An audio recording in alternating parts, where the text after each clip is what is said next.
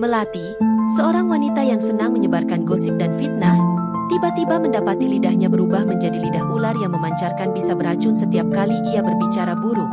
Kutukan itu menghancurkan hidupnya, membuatnya terisolasi dan dibenci oleh seluruh desa. Namun, untuk mengangkat kutukan ini, ia harus menghadapi masa lalunya, meminta maaf, dan belajar mengubah dirinya menjadi pribadi yang lebih baik. Akankah Melati berhasil melewati ujian hidupnya? Temukan kisah penuh drama, pelajaran hidup, dan perjuangan penebusan dalam cerita yang tak terlupakan ini. Semangat pagi, bunda-bunda hebat yang selalu mendukung channel ini. Nova doakan semoga bunda-bunda semua selalu diberi kesehatan, pahala yang berlimpah, rezeki yang lancar, keluarga yang harmonis, dan bahagia. Amin ya rabbal alamin. Jangan lupa untuk subscribe channel ini agar tidak ketinggalan cerita-cerita menarik dan inspiratif lainnya. Dukungan bunda-bunda sangat berarti untuk terus menghadirkan konten terbaik bagi Anda. Ayo, tanpa berlama-lama lagi, mari kita simak cerita selengkapnya. Bagian 1, Lidah yang Menyulut Api. Melati adalah sosok yang dikenal di desanya karena kecantikannya yang menawan. Namun, di balik wajahnya yang rupawan, ada sebuah rahasia yang jarang diketahui orang luar. Ia memiliki kebiasaan buruk yang tak pernah ia akui. Setiap hari, ia menghabiskan waktunya untuk berbicara tentang kehidupan orang lain, menambah bumbu gosip, dan menyebarkan cerita-cerita yang seringkali tidak benar. Bagi Melati, gosip adalah hiburan. Ia senang melihat orang-orang membicarakan hal-hal yang ia sebarkan. Desa tempat tinggal Melati dulunya adalah tempat yang damai. Warganya hidup rukun, saling membantu, dan jarang ada konflik. Namun, semuanya berubah sejak Melati mulai aktif menyebarkan fitnah. Hubungan keluarga yang harmonis berubah menjadi renggang. Tetangga yang dulu saling mendukung kini saling mencurigai. Banyak yang menyadari bahwa Melati adalah sumber dari kekacauan ini, tetapi tidak ada yang berani menghadapinya secara langsung karena khawatir akan menjadi target berikutnya. Suatu hari, Melati menyebarkan gosip tentang Pak Sudir dan istrinya. Ia mengatakan kepada orang-orang bahwa Pak Sudir telah menggelapkan dana hasil panen desa. Dalam sekejap, gosip itu menyebar seperti api, dan Pak Sudir menghadapi tatapan penuh curiga dari tetangganya. "Saya tidak pernah melakukan itu. Melati hanya memfitnah saya," katanya dengan frustrasi. Namun, seperti biasa, kata-kata Melati lebih dipercaya daripada penyangkalan korbannya. Melati tidak pernah menyadari dampak dari perkataannya. Baginya, semua itu hanyalah hiburan tanpa konsekuensi. Apa salahnya sedikit gosip? Lagi pula, hidup ini membosankan tanpa bumbu. Gumamnya sambil tersenyum puas setiap kali mendengar cerita yang ia sebarkan menjadi perbincangan desa. Ia merasa bangga karena ia menjadi pusat perhatian, meski perhatian itu datang dari rasa takut orang lain terhadapnya. Tetapi, tak semua orang bisa diam melihat kelakuan Melati. Pak Jaya, seorang tetua desa yang dihormati, memperhatikan bagaimana ucapan Melati telah merusak kedamaian desa. Ia tahu bahwa jika Melati tidak dihentikan, desa mereka yang damai akan hancur sepenuhnya. Dengan hati yang berat, Pak Jaya memutuskan untuk bertindak. "Lidahmu adalah pedang yang tajam, Melati. Suatu saat, pedang itu akan melukai dirimu sendiri," ujar Pak Jaya dalam hati, menyusun rencana untuk menghentikan kekacauan ini. Bagian 2, Amarah Tetua Desa. Pak Jaya adalah seorang pria tua yang dihormati karena kebijaksanaannya. Ia tidak hanya dikenal sebagai pemimpin adat, tetapi juga sebagai seseorang yang memiliki koneksi spiritual dengan alam. Ketika ia mendengar gosip yang Melati sebarkan tentang Pak Sudir, ia tahu bahwa ini bukan hanya masalah kecil. Melati tidak bisa dibiarkan terus seperti ini, pikirnya dengan serius. Dengan langkah mantap, ia menuju rumah Melati untuk memberikan peringatan. Di rumah Melati, Pak Jaya melihat wanita itu sedang duduk di beranda, menikmati teh pagi sambil berbincang dengan salah satu temannya. Melati tersenyum lebar ketika melihat Pak Jaya mendekat, tetapi senyum itu tidak tulus. "Wah, Pak Jaya datang ke rumah saya. Ada angin apa, Pak?" tanyanya dengan nada yang terkesan ramah, tetapi penuh sindiran halus. Pak Jaya duduk dan menatapnya tajam. "Melati, apa kau tahu bahwa perkataanmu telah membuat banyak orang menderita?" tanya Pak Jaya dengan nada serius. Melati tertawa kecil, seolah tidak peduli. "Pak Jaya, saya hanya bercerita. Kalau mereka merasa terganggu, itu bukan salah saya, kan?" jawabnya santai. Jawaban itu membuat darah Pak Jaya mendidih. Ia tahu bahwa Melati sama sekali tidak menyesali perbuatannya. Pak Jaya mencoba mengingatkan Melati sekali lagi. Lidahmu tajam seperti pedang. Perkataanmu bisa menghancurkan hidup orang. Hentikan semua ini sebelum terlambat, katanya tegas. Namun, Melati hanya mengangkat bahu. Pak Jaya, hidup itu singkat. Bukankah lebih menyenangkan kalau kita bisa berbicara tentang hal-hal menarik? Jawabnya sambil tersenyum sinis. Pak Jaya terdiam, tetapi dalam hatinya, ia sudah tahu apa yang harus ia lakukan. Malam itu, Pak Jaya melakukan ritual di depan rumahnya. Ia membakar dupa dan memanjatkan doa kepada leluhur dan alam semesta, memohon keadilan atas apa yang telah Melati lakukan. Dalam doanya, ia berkata, biarkan karma menegur Melati. Lidahnya yang selama ini menyakiti orang lain harus merasakan akibatnya. Dengan penuh keyakinan, Pak Jaya menyelesaikan ritualnya, berharap alam semesta memberikan pelajaran yang layak bagi Melati. Bagian 3. Kutukan yang tak terhindarkan. Malam itu, suasana di desa terasa sunyi. Bulan purnama bersinar terang, menerangi setiap sudut desa yang biasanya gelap gulita. Di sebuah sudut rumahnya, Pak Jaya duduk bersila di hadapan dupa yang mengepul perlahan. Tangannya terkatup, matanya terpejam, dan mulutnya melantunkan doa-doa yang tak dimengerti oleh siapapun kecuali dirinya. Dengan suara rendah, ia memohon kepada leluhur agar memberikan pelajaran kepada Melati, bukan sebagai bentuk balas dendam, tetapi sebagai jalan untuk menghentikan kerusakan yang telah ia sebabkan. Sementara itu, di rumahnya, Melati tertidur lelap tanpa sedikit pun rasa khawatir. Namun, malam itu mimpinya berubah menjadi mimpi buruk. Dalam mimpinya, ia berdiri di tengah hutan gelap, dikelilingi oleh ular-ular besar yang mengeluarkan desisan tajam. Salah satu ular mendekatinya, menjulurkan lidah bercabang yang tampak menyeramkan. Lidahmu adalah racun, bisik ular itu. Suaranya menggema di seluruh hutan. Melati terbangun dengan teriakan, keringat membasahi wajahnya. Pagi harinya, Melati merasa ada yang aneh pada dirinya. Ketika ia mencoba berbicara dengan salah seorang tetangga, ia merasakan sensasi panas di lidahnya. Kenapa lidahku terasa aneh? Pikirnya sambil menelan ludah. Saat ia berlari ke cermin untuk memeriksa, matanya membelalak melihat bayangan lidahnya. Lidahnya telah berubah menjadi lidah ular. Panjang, bercabang, dan menjulur-julur seperti ular sungguhan. Ia berteriak histeris, tetapi suaranya terdengar serak dan mengerikan. Melati mencoba menyembunyikan perubahan ini, tetapi ia segera menyadari ada hal yang lebih mengerikan. Setiap kali ia mengucapkan kata-kata buruk, sesuatu yang jahat keluar dari lidahnya. Ketika ia mencoba berbicara buruk tentang tetangganya, seekor ular kecil tampak meluncur keluar dari mulutnya sebelum lenyap. Dan tetangganya, yang mendengar perkataan itu, tiba-tiba jatuh sakit. Melati mulai menyadari bahwa lidahnya kini bukan hanya berubah secara fisik, tetapi juga membawa racun yang berbahaya. Ketakutan mulai melanda Melati. Ia berusaha untuk tidak berbicara, tetapi kebiasaannya terlalu kuat untuk dihentikan. Setiap kali ia berusaha mengucapkan fitnah atau gosip, racun dari lidah ularnya akan melukai orang-orang di sekitarnya.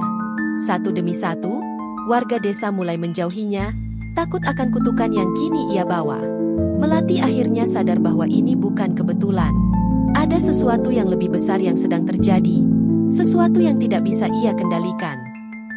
Bagian 4. Perubahan yang mengerikan. Setelah beberapa hari, Melati merasa hidupnya semakin berubah menjadi mimpi buruk. Ia tidak bisa berbicara tanpa menyakiti orang lain. Suatu hari, ia tanpa sadar mengeluarkan komentar buruk tentang seorang ibu yang sedang berjalan membawa keranjang buah. Dalam hitungan detik, ibu itu terjatuh, tubuhnya gemetar, dan buah-buahnya berguling di tanah. Orang-orang yang menyaksikan kejadian itu segera menghindar, menatap Melati dengan penuh ketakutan. Ketakutan itu berubah menjadi kemarahan. Warga desa mulai membicarakan Melati secara terang-terangan. Dia membawa sial bagi desa ini. Lidahnya adalah kutukan, seru seorang pria tua. Anak-anak pun takut mendekati rumah Melati, bahkan hanya untuk melewati jalan di depan rumahnya. Desas-desus tentang kutukan Melati menyebar dengan cepat, dan ia mulai merasa bahwa dirinya tidak lagi diterima di desa. Dalam kesendiriannya, Melati duduk di depan cermin, memandangi bayangan dirinya yang tidak lagi ia kenali. Lidah ularnya menjulur setiap kali ia membuka mulut, mengingatkannya pada setiap keburukan yang pernah ia sebarkan. "Kenapa ini terjadi padaku? Apa salahku?" ratapnya. Namun, jauh di dalam hatinya, ia tahu bahwa ini adalah akibat dari perbuatannya sendiri. Melati mencoba mencari pertolongan, tetapi tidak ada yang mau membantunya. Bahkan teman-temannya yang dulu sering mendengarkan gosipnya kini menjauh darinya. "Maaf, Melati, aku tidak mau terlibat dengan masalahmu," kata salah satu teman lamanya sambil menutup pintu. Melati merasa semakin terisolasi, seperti sebuah pohon tua yang ditinggalkan di tengah ladang tandus. Dalam keputusasaan, Melati akhirnya teringat kepada Pak Jaya. Meski ia merasa malu, ia tahu bahwa hanya Pak Jaya yang mungkin bisa membantunya. Dengan langkah berat, ia menuju rumah tetua desa itu. Hatinya penuh ketakutan, tetapi ia tahu bahwa ia tidak punya pilihan lain. "Pak Jaya, tolong saya," katanya dengan suara serak, air mata mengalir di pipinya. "Saya tidak bisa hidup seperti ini." Namun, jawaban Pak Jaya tidak seperti yang ia harapkan. "Melati, ini bukan sesuatu yang bisa saya hentikan. Ini adalah kutukan dari lidahmu sendiri." Bagian 5, kata-kata berbisa. Melati mulai merasakan keanehan yang lebih dalam. Setiap kali ia mencoba berbicara buruk, lidahnya terasa panas seperti terbakar. Rasa sakit itu membuatnya sulit mengucapkan apapun tanpa meringis. Namun, kebiasaannya terlalu kuat untuk diabaikan. Ketika ia mencoba menceritakan gosip tentang salah satu tetangganya kepada seorang teman, tiba-tiba lidahnya menjulur panjang, menyemburkan bisa berwarna hijau yang nyaris mengenai temannya. Temannya menjerit, berlari menjauh sambil menangis ketakutan. Kejadian itu membuat Melati semakin dijauhi. Orang-orang tidak hanya takut akan gosipnya, tetapi juga takut akan bahaya fisik yang nyata dari lidah ularnya. Suatu hari, seorang tetangga jatuh sakit setelah Melati berbicara buruk tentang dirinya. Tubuh tetangga itu lemas, dan ia tidak bisa bangun dari tempat tidur selama berhari-hari. Warga desa mulai menyadari bahwa perkataan Melati kini bukan hanya menyakitkan secara emosional, tetapi juga bisa melukai secara fisik. Desa yang dulu hidup damai kini diliputi ketakutan. Warga saling berbisik, menghindari rumah Melati, bahkan melewati jalan lain agar tidak bertemu dengannya. Melati merasa terasing di desanya sendiri. Ia mencoba berhenti berbicara, tetapi setiap kali ia melihat orang lain, kebiasaan lamanya mendorongnya untuk membuka mulut. Setiap ucapan buruk yang keluar hanya memperparah kondisinya. Pak Jaya memperhatikan perubahan ini dari jauh. Ia tahu bahwa karma telah menunjukkan kekuatannya, tetapi ia juga tahu bahwa Melati membutuhkan jalan keluar. Kutukan ini tidak akan berhenti hanya dengan diam. Dia harus belajar memperbaiki dirinya, pikir Pak Jaya. Meski warga desa memintanya untuk mengusir Melati, Pak Jaya memutuskan untuk memberinya kesempatan terakhir. Melati, yang sudah hampir putus asa, kembali mendatangi Pak Jaya dengan mata bengkak karena menangis. "Tolong saya, Pak Jaya. Saya tidak tahu harus bagaimana," katanya sambil terisak. Pak Jaya menggeleng pelan. "Ini bukan tentang apa yang saya bisa lakukan untukmu, Melati. Ini tentang apa yang bisa kamu lakukan untuk memperbaiki semua yang telah kamu rusak." Melati terdiam, mulai menyadari bahwa beban ini ada di tangannya sendiri. Bagian 6, isolasi dan penyesalan. Hari-hari Melati semakin suram. Ia mengurung diri di rumah, takut untuk berbicara dengan siapapun. Setiap kali ia melihat bayangan dirinya di cermin, lidah ularnya yang menjulur-julur seperti ular membuatnya jijik pada dirinya sendiri. "Apa yang telah aku lakukan pada hidupku?" gumamnya sambil menangis. Dalam kesendiriannya, ia mulai merenungkan semua perkataan buruk yang pernah ia ucapkan. Namun, isolasi itu tidak membuatnya lebih baik. Sebaliknya, rasa sepi dan penyesalan mulai memakan dirinya dari dalam. Ia teringat bagaimana ia dulu menjadi pusat perhatian, tetapi kini tidak ada seorang pun yang mau mendekatinya. Teman-temannya yang dulu sering mendengarkan gosipnya kini menganggapnya sebagai ancaman. Bahkan keluarganya sendiri mulai menjauh, takut terkena kutukan yang sama. Pak Jaya, yang melihat keadaan Melati semakin memburuk, akhirnya memutuskan untuk memberinya jalan. Ia mendatangi rumah Melati pada suatu pagi. "Melati, apakah kamu benar-benar ingin mengakhiri semua ini?" tanyanya. Melati mengangguk penuh harap. "Apapun yang harus saya lakukan, Pak Jaya. Saya akan melakukannya, katanya dengan suara gemetar. Pak Jaya menatapnya tajam. Kamu harus meminta maaf kepada semua orang yang pernah kamu sakiti. Tidak hanya dengan kata-kata, tetapi juga dengan tindakan. Kamu harus membantu mereka, menunjukkan bahwa kamu benar-benar menyesal. Hanya dengan cara itu, kutukan ini bisa diangkat, ujarnya. Melati terdiam sejenak, merasa berat dengan tugas yang diberikan, tetapi ia tahu bahwa ini adalah satu-satunya cara. Melati mulai membuat daftar orang-orang yang pernah ia sakiti. Setiap nama di daftar itu membawa kembali kenangan buruk tentang apa yang pernah ia katakan atau lakukan. Ia merasa malu, tetapi ia tahu bahwa ia harus menghadapi semua itu jika ingin hidupnya kembali normal. Dengan langkah berat, ia memulai perjalanan untuk menebus dosanya. Bagian 7. Pertemuan dengan Pak Jaya. Langkah pertama Melati adalah mendatangi tetangganya yang pernah ia fitnah. Ia mengetuk pintu rumah mereka dengan tangan gemetar. Ketika pintu terbuka, tetangga itu terkejut melihat Melati berdiri di depan pintu. "Apa yang kamu mau?"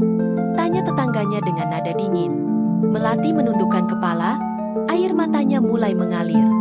"Saya datang untuk meminta maaf. Saya sadar bahwa perkataan saya telah menyakiti Anda," katanya lirih. Tetangganya terdiam sejenak, bingung dengan sikap Melati yang tiba-tiba berubah. "Kamu pikir permintaan maafmu cukup untuk memperbaiki semuanya?" tanya tetangganya tajam. Melati mengangguk pelan. "Saya tidak hanya ingin meminta maaf. Saya ingin membantu Anda. Apapun yang bisa saya lakukan untuk menebus kesalahan saya," ujarnya dengan suara penuh penyesalan. Hari-hari berikutnya, Melati mulai membantu tetangganya dengan pekerjaan rumah, merawat mereka yang jatuh sakit karena bisanya, dan memperbaiki hubungan yang telah ia rusak. Meski awalnya banyak yang menolak, perlahan-lahan orang mulai melihat ketulusan di balik usahanya. Melati tidak hanya berbicara, tetapi benar-benar menunjukkan perubahan melalui tindakan. Namun, tidak semua orang mudah memaafkan. Beberapa tetangga masih memandangnya dengan curiga. Apa ini hanya taktik lain dari Melati? Bagaimana jika dia kembali seperti dulu? Gumam mereka. Melati tidak membalas komentar itu, tetapi terus bekerja keras untuk menunjukkan bahwa dirinya benar-benar ingin berubah. Setiap malam, ia menangis sendirian, tetapi ia tahu bahwa ini adalah bagian dari proses yang harus ia jalani. Pak Jaya, yang mengamati perubahan Melati dari jauh, mulai merasa lega. Dia akhirnya belajar, pikirnya. Namun, ia tahu bahwa perjalanan Melati belum selesai. Kutukan itu masih ada, dan hanya waktu yang bisa menentukan apakah Melati benar-benar layak untuk bebas dari lidah ularnya. Pak Jaya memutuskan untuk memberikan satu ujian terakhir sebelum mengangkat kutukan tersebut. Bagian 8. Misi menebus dosa. Melati bangun pagi itu dengan semangat baru. Meski lidah ularnya masih ada, ia mulai merasakan perubahan dalam dirinya. Ia telah meminta maaf kepada sebagian besar orang di desa dan membantu mereka dengan sungguh-sungguh. Namun, ia tahu bahwa perjalanan ini masih panjang. Beberapa orang yang paling terluka oleh ucapannya masih belum bersedia menerima permintaan maafnya. "Aku harus mencoba lagi," gumamnya pada diri sendiri. Melati mendatangi rumah Pak Sudir, orang yang paling dirugikan oleh gosipnya. Ketika Pak Sudir membuka pintu, ia langsung memalingkan wajah. "Aku tidak ingin mendengar apapun darimu," katanya tegas. Melati berlutut di depan pintu, air mata mengalir deras. "Pak Sudir, saya tahu kata-kata saya telah menghancurkan hidup Anda. Saya tidak meminta Anda untuk memaafkan saya sekarang, tetapi beri saya kesempatan untuk memperbaiki kesalahan saya," ujarnya penuh harap. Pak Sudir terdiam sejenak, lalu mengizinkannya masuk. Di dalam, Melati melihat bagaimana keluarga Pak Sudir hidup dalam kesederhanaan setelah fitnah yang ia sebarkan menghancurkan nama baik mereka. Ia merasa sangat bersalah dan berjanji akan membantu mereka semampunya. Selama beberapa minggu, Melati membantu keluarga itu dengan berbagai cara, mencarikan pekerjaan untuk Pak Sudir, membantu istrinya merawat kebun, bahkan menjaga anak-anak mereka. Perlahan-lahan, Pak Sudir mulai melunak. Ia melihat kesungguhan Melati, sesuatu yang dulu ia anggap mustahil. "Aku tidak pernah berpikir kau bisa berubah seperti ini, Melati," katanya suatu hari. Melati hanya tersenyum kecil, merasa sedikit lega. Namun, ia tahu bahwa perjalanan ini bukan hanya tentang mendapatkan pengampunan, tetapi juga tentang mengubah dirinya menjadi orang yang lebih baik. Sementara itu, warga desa mulai memperhatikan perubahan pada Melati. Mereka melihat bagaimana ia bekerja keras untuk membantu orang-orang yang pernah ia sakiti. Beberapa dari mereka mulai menerima kehadirannya kembali, meski masih ada yang memandangnya dengan skeptis. Bagi Melati, ini adalah awal dari perbaikan yang nyata, tetapi ia sadar bahwa kutukan itu belum sepenuhnya terangkat. Bagian 9. Perjuangan Melati. Hari itu, Melati mendatangi Pak Jaya untuk memberitahukan kemajuan yang telah ia capai. Pak Jaya, saya telah meminta maaf dan membantu banyak orang. Apa ini cukup untuk mengangkat kutukan saya? Tanyanya dengan nada penuh harap. Pak Jaya menatapnya dengan mata tajam. Tetapi ada senyuman kecil di wajahnya. Kamu sudah melakukan banyak hal, Melati. Tetapi, kutukan ini tidak akan hilang sampai kamu benar-benar melepaskan kebencian dan keinginan untuk membalas dendam dalam hatimu. Melati merasa tersentuh oleh kata-kata itu. Ia menyadari bahwa meskipun ia telah meminta maaf, masih ada rasa sakit dan amarah dalam dirinya terhadap orang-orang yang pernah menjauhkan diri darinya. Ia mulai merenungkan apa yang sebenarnya ia rasakan. Mungkin aku harus memaafkan diriku sendiri dulu, pikirnya. Ia pun mulai menjalani hari-harinya dengan lebih banyak introspeksi, mencoba menerima masa lalunya sebagai bagian dari perjalanan hidupnya. Di tengah perjalanan ini, sebuah ujian besar datang. Seorang wanita baru di desa mulai menyebarkan gosip tentang Melati, mengatakan bahwa semua yang ia lakukan hanyalah untuk menarik simpati. Gosip itu dengan cepat menyebar, dan banyak warga desa kembali meragukan perubahan Melati. Ia merasa hatinya hancur, tetapi kali ini ia tidak membiarkan emosinya menguasai dirinya. Melati mendatangi wanita itu, tetapi tidak dengan kemarahan seperti yang dulu mungkin ia rasakan. Saya tahu Anda tidak percaya pada saya, dan itu tidak apa-apa. Saya di sini bukan untuk membela diri, tetapi untuk meminta Anda menghentikan gosip ini demi kedamaian desa, katanya dengan suara lembut. Wanita itu terkejut melihat ketenangan Melati dan akhirnya meminta maaf atas perbuatannya. Ujian ini menjadi momen penting bagi Melati. Ia menyadari bahwa lidahnya yang dulu beracun kini digunakan untuk menyelesaikan konflik, bukan menciptakannya. Perlahan-lahan, ia mulai merasakan beban kutukan itu menghilang. Ia tidak lagi merasa sakit ketika berbicara, dan lidah ularnya mulai tampak kembali normal. Namun, ia tahu bahwa perubahan ini adalah proses, bukan keajaiban instan. Bagian 10. Lidah yang kembali normal. Suatu pagi, Melati bangun dengan perasaan yang aneh. Ia berlari ke cermin dan memeriksa lidahnya. Lidah ularnya telah hilang sepenuhnya, kembali menjadi lidah manusia yang normal. Air mata mengalir di pipinya, tetapi kali ini bukan air mata kesedihan, melainkan air mata kebahagiaan. Aku telah bebas, bisiknya pelan, penuh rasa syukur. Ia segera mendatangi Pak Jaya untuk memberitahukan hal ini.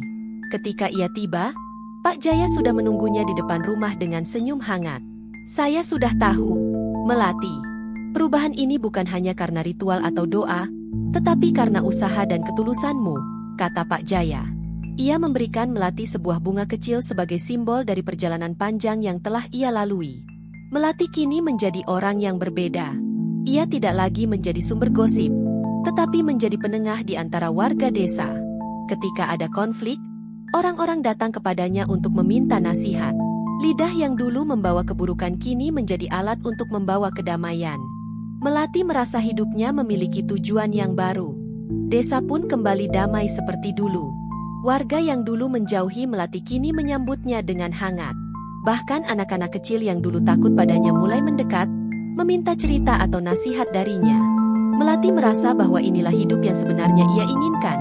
Hidup yang penuh dengan kedamaian dan hubungan yang baik dengan orang-orang di sekitarnya. Kini, setiap kali Melati berbicara, ia selalu berhati-hati dengan kata-katanya. Ia tahu bahwa ucapan adalah kekuatan besar yang bisa membangun atau menghancurkan.